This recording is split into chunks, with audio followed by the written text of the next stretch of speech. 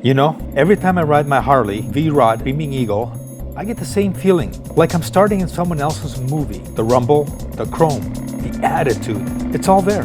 But once the camera cuts and the music fades, reality hits, because underneath all that noise and nostalgia is a bike that's heavy, overpriced, and stuck in the past. Welcome to my video, 5 reasons why I hate Harley-Davidson. Feel free to drop your thoughts in the comments. Praise, hate, sarcasm, whatever. The algorithm feeds on engagement, and I'm more than happy to serve it. If you want this video to hit more eyeballs, smash the like, share, and subscribe button. The YouTube overlords seem to like that sort of thing. Let's kick things off. In 2009, Harley-Davidson appointed this guy, Keith Wendell, as CEO, the first outsider to lead the company in its history. Wendell came in during a rough patch, declining sales, aging customer base, and a brand that needed to evolve. His strategy? Reposition Harley as a premium lifestyle brand and not just a motorcycle manufacturer. This shift was crazy. Harley-Davidson used to be sold out of oil-stained garages by a grizzly mechanic who knew every bolt by heart. Today, you walk into a Harley dealership and it's a high-end showroom. Polished floors, branded espresso machines, racks of overpriced leathers, maybe even a band on a Saturday. The vibe changed.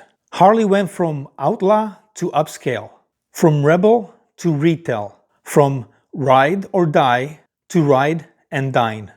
With a brief history out of the way, let's start with those 5 reasons. Harley's never been about speed. They always sold swagger, the rumble, the stance, the myth. But now, they're selling a lifestyle. And apparently, that lifestyle comes with a mortgage-size payment plan. For half the horsepower, twice the weight, 3 times the price. You're not just buying a motorcycle. You're buying into a brand that wants you to feel like a rebel while charging you like a banker. And let's be blunt about the cost. A new Harley-Davidson Street Glide, their best-selling bike, will set you back more than a brand new Honda's best-selling vehicle, CR-V. And this isn't by accident. This is their strategy. They move past the idea of being a bike for the working man. The current CEO has referred to Harley-Davidson as a premium brand and openly talked about selling fewer bikes at a higher profit margin. They're not chasing the next generation of riders. They're chasing the next generation of luxury consumer.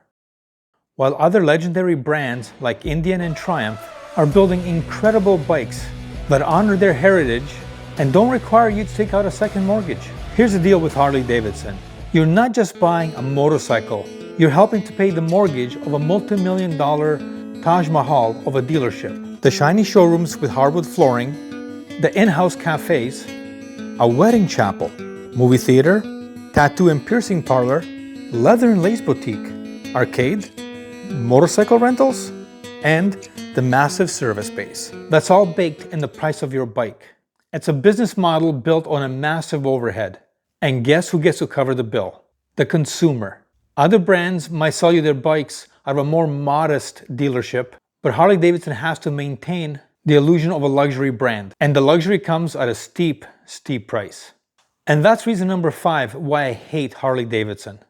Because they replaced rebel swagger with a banker's price tag. And what do you get for all those high-interest monthly payments? Potato, potato, potato idle that rolls in like a distant thunder. It's not a shrill sound. It's deliberate, commanding, and impossible to ignore. You drop tens of thousands on a motorcycle that announces itself like a storm rolling through suburbia. And what's your reward? Your neighbor peeking through the blinds, clutching their phone, ready to dial the cops. Wait for it.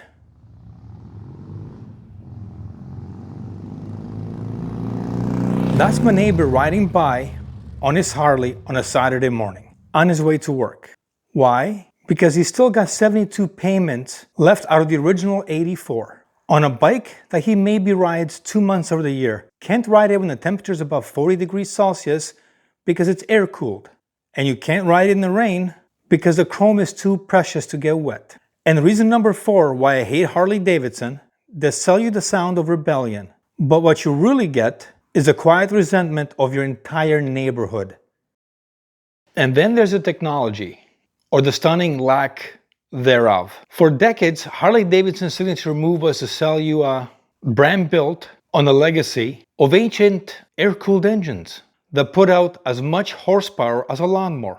And all while demanding a price tag that could buy you a full-blown touring bike from a competitor with modern tech. While other manufacturers are building bikes with liquid cooling, advanced electronics, and smooth, refined power, Harley was telling us the soul of the bike was in its hot-running, rattling vibrations. And finally, when they did get around to upgrades, they were half measures and clumsy add-ons. Their pricey infotainment systems are clunky and feel decades behind the competition. And features like cornering ABS are often an expensive a la carte option. But the ultimate insult is the LimeWire, a silent, expensive, and an ultimate failure to enter the 21st century. It's the ultimate irony. The brand built on the iconic potato, potato, potato sound couldn't figure out to sell a motorcycle that didn't make any noise. And this is reason number 3 why I hate Ducati. And this is reason number 3 why I hate Harley-Davidson. Because the idea of cutting-edge technology is a feature that was standard on every other bike 10 years ago. Let's be clear, buying a Harley-Davidson isn't just about buying a motorcycle. It's buying into an expensive lifestyle subscription you didn't sign up for. It's not freedom. It's a down payment on the CEO's next mansion and fuel for his 10th Ferrari. Every time your bike breaks down, just remember, you're not unlucky. You're simply keeping Milwaukee's finest executives in champagne and caviar. Every oil leak, every electrical glitch, every bolt that decides to eject itself mid-ride, none of that is accidental. That's Harley's version of a customer loyalty program. They don't need you to ride, they need you to pay.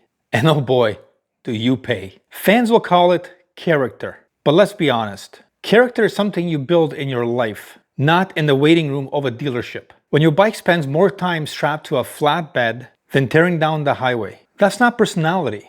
That's a financial black hole. And don't get me even started on the cost. Harley-Davidson parts are marked up like Swiss watches, but at least Rolex holds its value. A Harley's battery, same price as a week's groceries. And the dealership labor rates? Let's just say if surgeons charged like Harley dealerships, nobody would ever get a transplant. Meanwhile, for the same mountain of cash, you could run a reliable Japanese bike for decades. No leaks, no mysterious electrical gremlins, no drama. Just gas, go, and repeat. That's what riding is supposed to be. So, my second reason for hating Harley-Davidson is simple.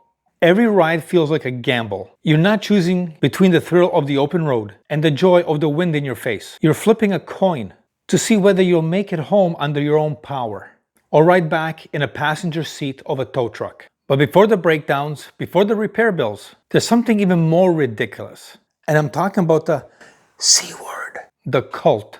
Ride another brand and you're just a rider. Ride a Harley and suddenly you're expected to buy into a lifestyle package. The patches, the leather vests, the weekend rallies, where everyone pretends to be a 1% outlaw while working 9 to 5 in accounting. Harley-Davidson isn't just selling motorcycles, they're selling cosplay. And if you don't drink the Kool-Aid, the hardcore fans treat you like an outsider. And reason number 1 why I hate Harley-Davidson. You can't just own the bike, they want you to join the church. And that brings me to the end of this video. Thanks for watching, always hug your pets, and stay safe. Oh, and one more thing. If you could hit the like, share, and subscribe, it will really help the channel with the YouTube overlords.